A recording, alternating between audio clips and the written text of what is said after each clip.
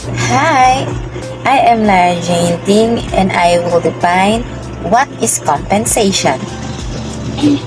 In general terms, compensation means providing or giving something valuable to an individual when they do something.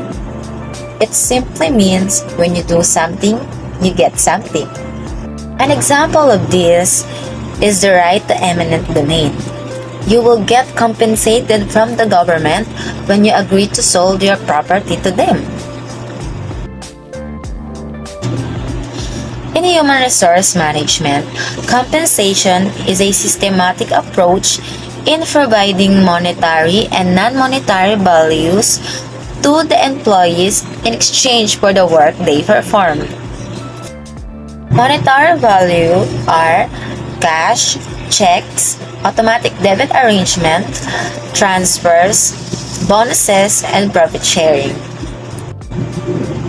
Non-monetary value includes rice subsidy, company paid car, free housing accommodations, gift certificates, insurances, award certificates, and many more. Let's proceed to the next reporter, Miss Alcagno.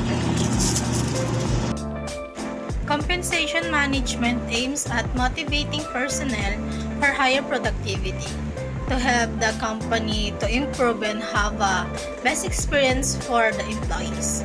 These are the objective of compensation management. Number 1, to attract competent employee. Number 2, to encourage and motivate the employee to grow with the organization. Number 3, to retain the present and qualified employee. Number 4, to secure internal and external equity. 5, to effectively administer and manage the compensation and satisfaction of the employee. 6, to simplify bargaining process.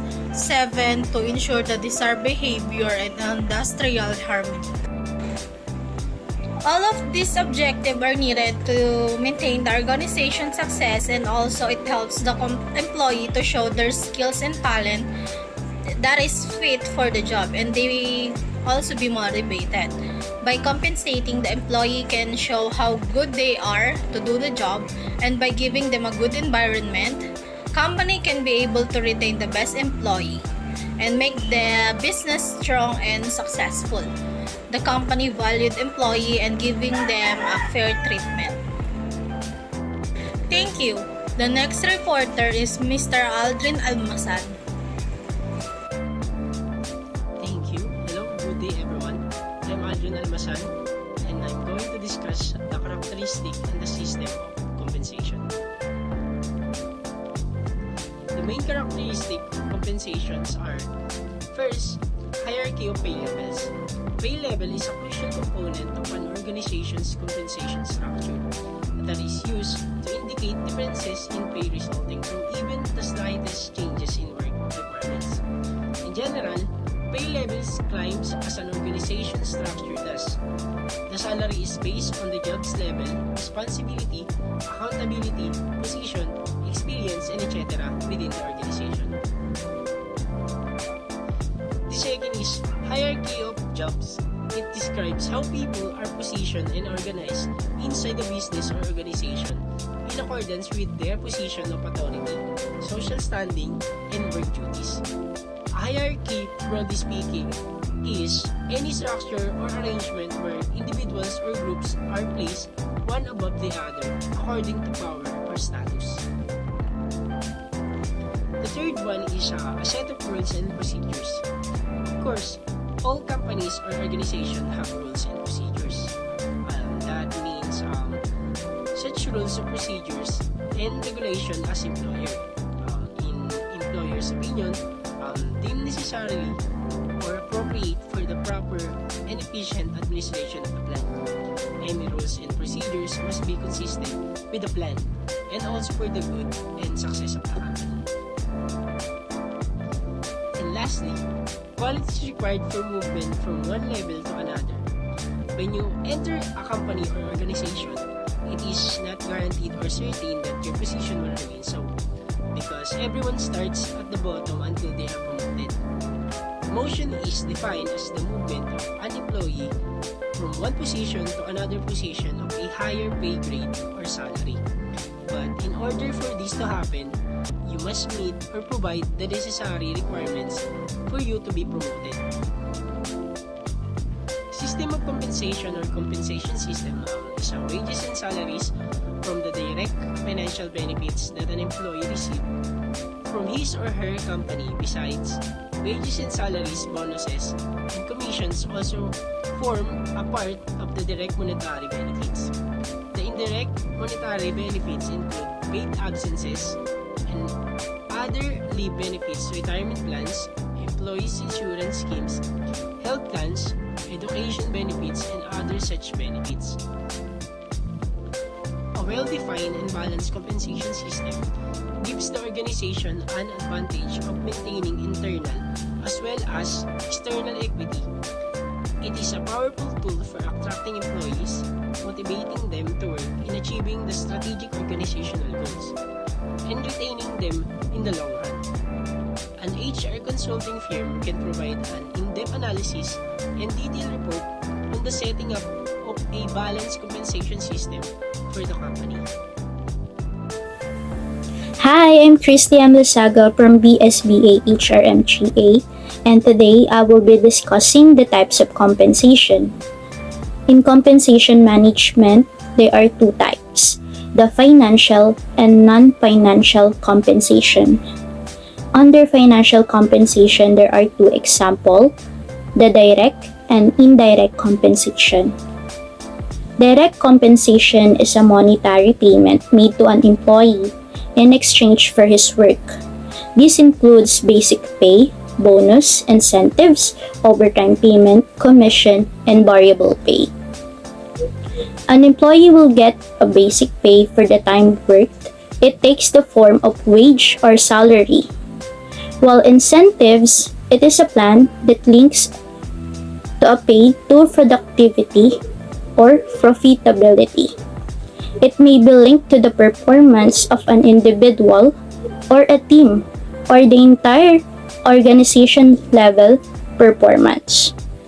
Bonus, profit sharing plan, variable pay, and stock options are examples of incentive plans. Now, an indirect compensation, it includes benefits like pensions, insurance, paid holidays, and these benefits are available to all employees. Benefits are employer provided other than wages, salaries, or incentives. They make up indirect component of a financial compensation plan. These benefits are not performance-based and are awarded to all employees by virtue of their membership in a given organization. These can be mandatory or voluntary benefits. Mandatory benefits are legally binding on an employer to provide to their employees. Health plans such as Pag-ibig, PhilHealth, SSS are the most common example. Also, maternity and medical leave are example of these benefits. While involuntary benefits, these are discretionary and provided by the employer voluntarily. These include compensation for the time not work, for example, paid holidays, family-friendly benefits, retirement benefits, and organizations today offer their employees benefits like work from home option, health, life, accident insurance, free transport, subsidized meals, and etc. And now, let's go proceed with the non-financial compensation. In this type of compensation, these are psychological rewards given to employees who entertain a feeling that their skills are recognized. Organization provides rewards. And now, let's go proceed with the non-financial compensation. In this type of compensation, these are psychological rewards given to the employees who entertain a feeling that their skills are recognized. Organization provides awards to their employees by giving cash, gift certificates, movie tickets, parties, and food accommodation for family members, travel accommodation, and etc. Other than that, recognition awards such as Employee of the Month and Employee of the Year given at a colorful event that have a potential to motivate the employees to a better performance. Individuals who make contribution to society or work beyond the call of duty or whose ideas have impact on a business are given suitable awards also. For employees who have completed a certain number of years in a given organization, they become eligible for Loyalty Award or Service Award. Last but not the least is organization conducts various events like Founders or General Assembly, sports event, year-end party, and etc. that ensures a feeling of oneness among the employees. And that is all the types of compensation management. And now, may I call on Jericho Lucas who will be discussing the Salary Standardization Law. Thank you. And now, let's define what is SSL or the Salary Standardization Law. RA 114661, otherwise known as the Salary Standardization Law of 2019, provides the modification of the salary schedule for civilian personnel and authorizes the grant of additional benefits. Salary Standardization Law was enacted in order to improve the standard of living of government employees, including public school teachers, in the hope of this will result in improved work performance and organizational commitment. According to Senate Bill number 1219 and House Bill number 5712, the Salary Standardization Law 5 or SSL 5 third tranche is proposed to go into effect of January 1, 2022. On January 8, 2020, ex-President Rodrigo Duterte signed this into a law. Next reporter, please. Thank you. I'm Alvin Almasan, and I'm going to discuss the topic of payslip. Pay stub, paycheck stub, and pay advice are other names for payslip. It is a piece of paper that is issued to employees each pay period. It displays their entire earnings, less any tax or other deductions. Additionally, it displays salary, hourly pay, and other commission income. They also include things like tax withheld, reimbursement for personal work expenses like mileage or travel expenses, and deductions such as insurance and retirement contributions. And last, employee contributions toward insurance or retirement. Payslip can also include additional employee data such as the quantity of unused or unpaid leave. Payslip used to be paper document that was either enclosed in a wage envelope or physically linked to a physical check. Nowadays, the majority of employers favor using electronic payslip. Employees may be emailed with this or printed out. And for the real look of the payslip, this is how it looks. If you can see, it consists of earnings, adjustments, and deductions. Earning includes money, RATA, ADCOM, hazard pay, sub-laundry if they have, and then the subtotal, and then the less total deductions is equal to net pay, which is the 7,936.28 in this payslip. On the other side, deduction includes withholding tax, PhilHealth, GSIS, Pag-ibig, and other optional insurance. And of course, the 15th day pay, half of the month, and the 30th pay whole month. So that you can understand better, this is the easier example and explanation about payslip. Here, you can see that his basic pay is 75,000. To get the 50th and 30th, you need to divide the basic pay by 2, which will be 37,500 each side. And then list down all possible deduction for the first 2 weeks, like BIR tax and SSS, for example. And then same process to the 30th. When you're done, you need to total it separately and subtract to 37,500 to get the 50th pay and then the 30th pay.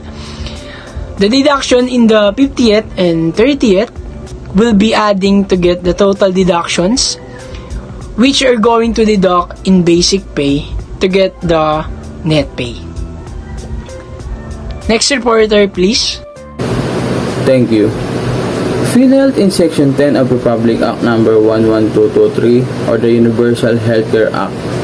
According to PhilHealth Circular Number 2019-0009 on the Premium Contribution Schedule in the National Health Insurance Program, that all contributors are advised that the premium rate for the year 2022 is 4% with an income floor of 10,000 to 80,000 pesos.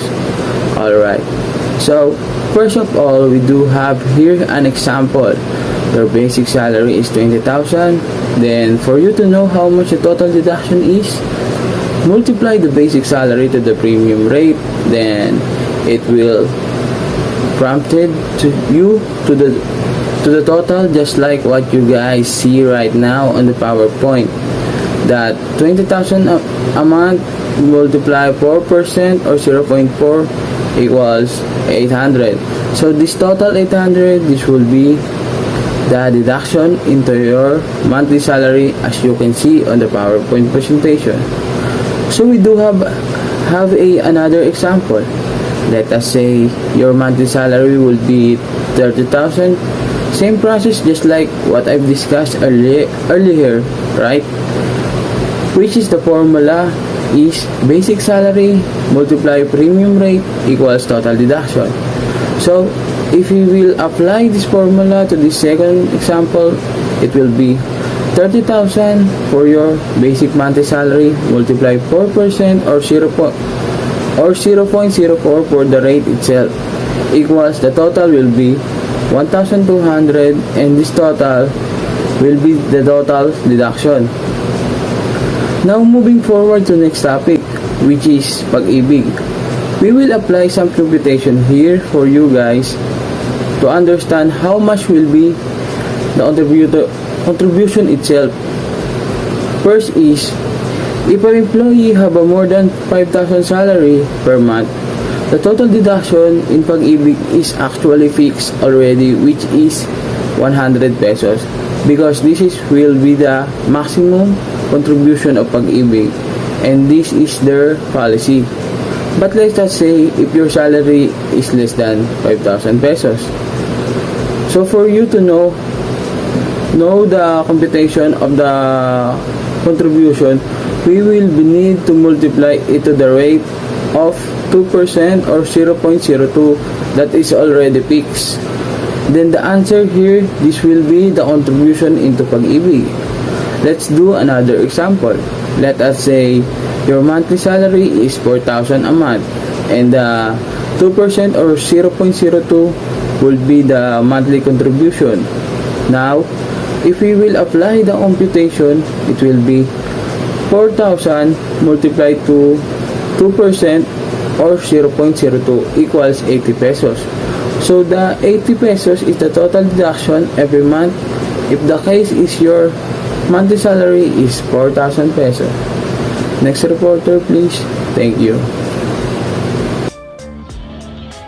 Before we proceed to the next topic, we need to discuss the contribution rate of SSS or Social Security System.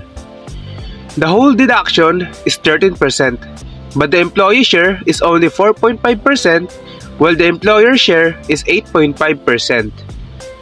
Next, reporter. Thank you. Then next I will discuss the income tax table under the train law. But first, we need to get the net income. To get the net income, you need to subtract gross income to allow to allowable non-taxable deduction equal net income. Then let's discuss the table. It says here, if your net income is below or equal to 250,000, it's not taxable. Next, if your net income playing between 250k to 400k, the excess of 250k is taxable by 20%. For example, you have net income of 300,000. So what you do is 300,000 minus 250k equals 50k. So 50k is taxable by 20%. So what will you do is 50,000 times 0.20. The answer is 10,000. So your tax is 10,000.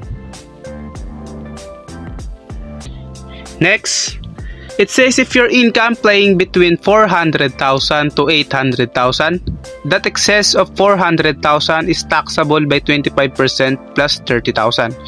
For example, you have 500,000 net income. So what will you do is 500,000 minus 400,000 equals 100k. So 100,000 is taxable by 25%. So 100,000 times 0.25 equals 25,000 plus 30,000 equals 55,000. So your tax is 55,000. Okay, next. It says if your income is playing between 800,000 to 2 million, the excess of 800,000 is taxable by 30% plus 130,000. For example, your net income is 900,000. So what will you do is 900,000 minus 800,000 equals 100,000. So the 100,000 is taxable by 30%. So 100,000 times 0.3 equals 30,000 plus 130,000 equals 160,000. So your tax is 160,000. The next, it says if your income playing between 2 million to 8 million, the excess of 2 million is taxable by 32% plus 490,000. For example, your income is 3 million. So what will you do is 3 million minus 2 million equals 1 million. 1 million is taxable by 32%. So 1 million times 0.32 is 320,000 plus 490,000 equals 810,000. So your tax is 810,000. Then lastly, it says if your income is above 8 million, the excess of 8 million is taxable by 35% plus 2.41 million. For example, your income is 10 million. So what will you do is 10 million minus 8 million, that is 2 million. So 2 million is taxable by 35%.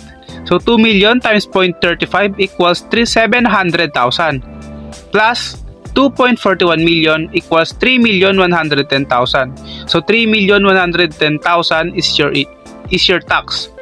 Thank you. Next reporter, Ms. Loso. Excellence bonus. When you do something different, something innovative, and something creative for the company. Ang excellence bonus ay ibinibigay sa mga empleyado na deserving na mabigyan nito. Ito yung mga masigasig sa trabaho and passionate. But syempre, lagi itong nakabase sa performance nila. Nagbibigay ng ganito para mas ma-motivate and ma-feel ng mga empleyado na pinahalagan sila ng kanilang company. Kasi yung performance ng mga empleyado ay malaki ang impact sa kumpanya. Kumbaga malaki yung papel ng mga empleyado sa isang company. Like let's say, may naimbento kang unique product and iyon yung naging daan para mas umangat yung kumpanyang kinabibilangan mo. Kumbaga yung contribution mo sa isang company ay mas naging malaki dahil sa pinakita mong performance. So kung lahat productive, lahat nag-excel, maparaan at madiskarte, pagdating sa trabaho, mas maayos at maganda yung magiging takbo ng isang company. Good day everyone, I'm here to report about productivity bonus. Ito yung bonus na binibigay sa mga employees na productive and maganda yung performance sa trabaho.